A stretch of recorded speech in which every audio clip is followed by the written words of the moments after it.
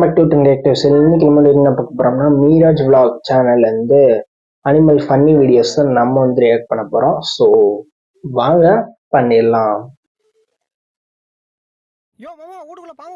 Dubbing வந்து கொடுத்து வச்சிருக்காங்க. பாம்பு கீழே இருக்கு.